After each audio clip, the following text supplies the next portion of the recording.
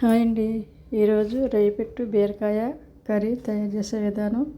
ముందుగా రైపెట్టుని నీట్గా కడుక్కొని పక్కన పెట్టుకోవాలి. ఇసుక గట్ర లేకుండా బాగా కడుక్కోవాలి.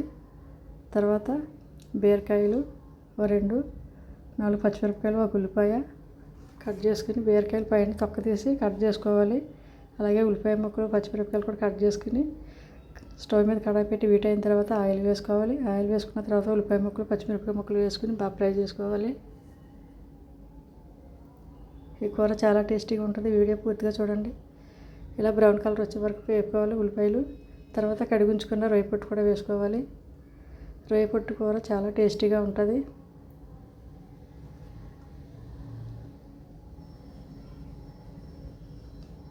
కమ్మగా ఉంటుంది బీరకాయ రొయ్యపొట్టు.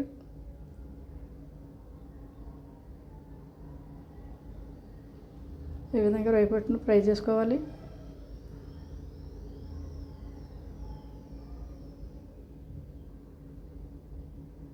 బీరకాయ చాలామందికి ఇష్టం ఉంటుంది. ఇలా రొయ్యపొట్టు బీరకాయ వండితే చాలా ఇష్టంగా తింటారు. కొంచెం పసుపు వేసుకోవాలి, వేసుకుని కలపాలి. ఉట్టు బీరకాయ వండుకుంటే తీపి వస్తుంది. ఇలాగా రొయ్యల్లో కానీ రొయ్యపొట్టులో కానీ వేసుకుంటే బీరకాయ తీపి రాదు.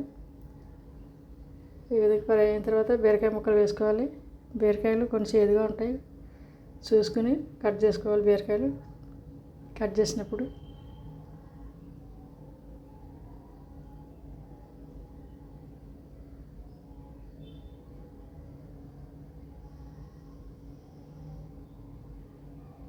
ఇలా కలుపుతూ ఉండాలి.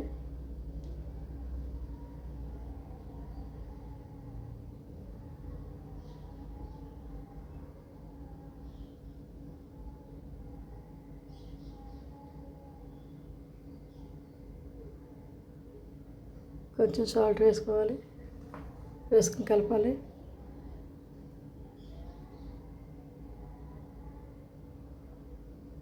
వీడియో పూర్తిగా చూడండి.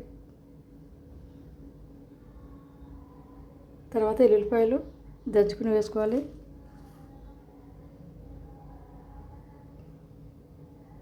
వెల్లుల్లిపాయలు వేయడం వల్ల గుమగుమలాడిపోద్ది కూర, చాలా బాగుంటుంది. ధనియాల పొడి 1 స్పూన్ వేసుకోవాలి.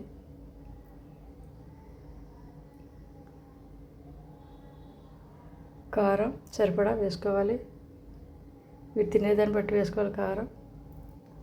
ఎందుకంటే బీరకాయలు ఉడికిపోయిన తర్వాత కూర చాలా తక్కువ అయిపోతుంది. ముందుగా ఎక్కువగా కారం వేసుకోకూడదు. 1 గ్లాసు వాటర్ వేసుకోవాలి. అప్పుడే బీరకాయ ముక్కలు బాగా ఉడుకుతాయి.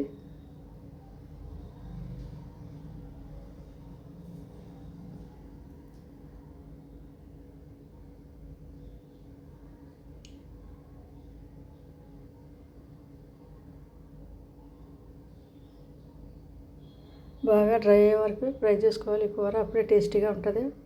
వాటర్ ఉండకూడదు, పొడి పొడిలాడుతూ ఉండాలి కూర.